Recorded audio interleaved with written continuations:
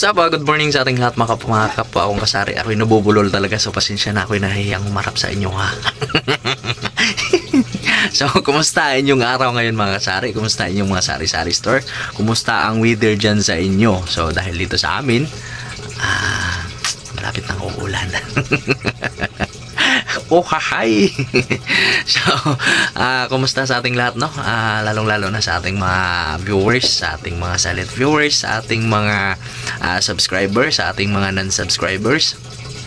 So, ako'y nagpapasalamat sa inyong lahat sa walang sawang pagsuporta sa aking mga short videos. So, una sa lahat, ako'y nagpapasalamat dahil halos umabot na ng half M yung ating short videos mga kasari. So, ayan, maraming salamat sa inyong lahat at good vibes lang tayo palagi. So, for today's video mga kasari, meron akong i-share sa inyo and matagal na din akong hindi nakapag-share sa inyo regarding dito sa ating street foods. So, kumusta na nga ba yung ating street foods mga kasari, no? Kahit papano ay patuloy na lumalaban para sa ating pang-araw-araw. And syempre, hindi pwedeng susuko tayo. So, kailangan lumaban para sa kinabukasan. O, diba? So, good vibes lang tayo palagi. Alam ko naman, lalong-lalo na katulad sa amin na small sari-sari store. So, hindi naman talaga ay pista araw-araw. So, talagang may matumal and may mabinta. So, ganun talaga ang buhay ng isang negosyante. Kaya kung ikaw ay nag-uumpisa pa lang sa pagsasari store or sa inyong pagninegosyo at naramdaman mo na yung tumal, so wag kang sumuko. Kailangan ipaglaban mo yung sinimulan mo dahil kung hindi mo ipaglaban yan ay talagang hindi ka rin ipaglaban. So ganun lang yan eh.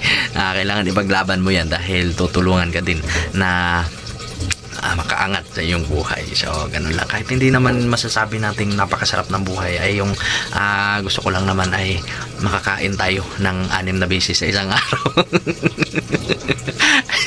So, ilang beses ba kayo kumain mga kasari? Dahil ako 6. Hindi, joke lang. So yun lang, no, at ipapakita ko na sa inyo yung ating ibabahagi sa inyong lahat.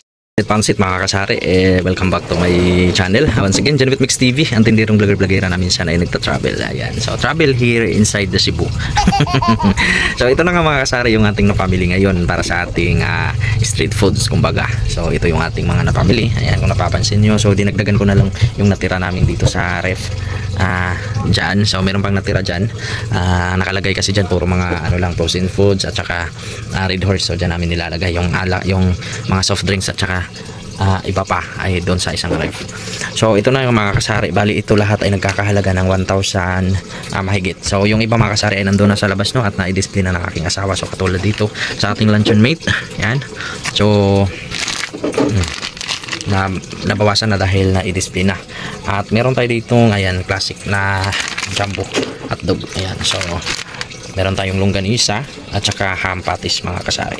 Longga ham patties. At meron tayo ditong, ayan, ito yung kasama sa ating 1-2 mga kasari, yung ating fishball tempura. So meron pang natira doon at dinagdagan ko lang ng tig-isa. Tapos, ito yung harina. Kasama to sa ating napamili dito doon sa isang tindahan.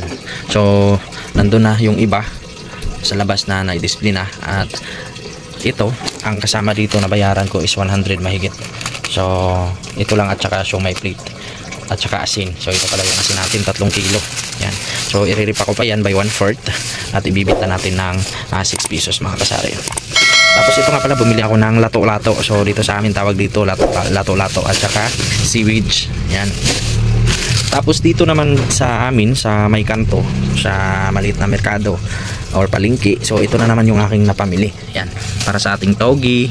Gagawa tayo ng lumpiang togi. Tapos may nabili akong orange na 5 piraso para sa amin lang yan. At meron tayong 2 sayuti at saka 2 carrots. So meron tayong sili para sa ating gagawing sauce mamaya. At yung ating togi mga kasari, no? So ito ay yung ating carrots at saka yung sayuti ay ihalo natin dito sa ating togi para mas masarap. So ito naman ang nabayaran ko nito, kasama yung itlog is 1,200 mahigit. So dito itlog at saka ito mga kasari. So 1,200 mahigit. Tapos yung ating itlog ay nandito sa ating maliit na tindahan. Okay. So ito yung mga kasari, yung ating itlog, no. Yan. So 2 tray lang, XL ito. 285 yung isang tray. So nandito tayo ngayon sa labas ng aming maliit na sari-sari store mga kasari. So ito yung aking sinasabi sa inyo na street foods kumbaga. So dito yung isa pang pinagkaabalahan namin. At syempre other source of income ito mga kasari. No? So bukod sa ating pagsasari-sari store ay meron din kami nga street foods. So kami ay nagluluto ng fried chicken at saka fried chicken feet or fried butsi. So yung parang laman loob ng manok. So dito kasi sa Bisaya subot siyang tawag mga kasari, no? So ewan ko na lang kung anong tawag dyan sa inyo. So ganito yung aming pagproseso sa pagluluto ng aming fried chicken mga kasari. So ayan, di ba? Oh, nakikita nyo naman tatlong tupper yung nandyan. Yan. So napakasarap siguro dahil binabalik-balikan ng ating mga customer. At bukod sa ating fried chicken, meron tayong chicken feet. At dati yung ating bintahan sa fried chicken ay 30 lamang. So umabot ng 35 hanggang 40 hanggang ng 45 mga kasari. So last year lang naging 45 yan dahil sa pagtaas ng manok. At ngayon ay balik na sa 40 pesos. So napapansin nyo mga kasari, medyo makulimlim talaga yung panahon natin ngayon mga kasari at pabugso-bugso nga yung ulan at buti na lang hindi lumakas.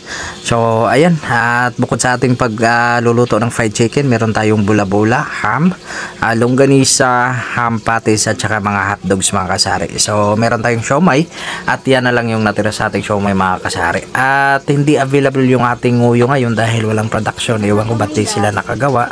At yung ating lumpia na pinapakita ko sa inyo kanina sa ating intro. So gagawin pa natin yan mamaya mga kasari, no? Lulutuin pa natin yan so bago tayo makapag-display. So ayan yung ating view sa labas ng ating maliit na sari-sari store.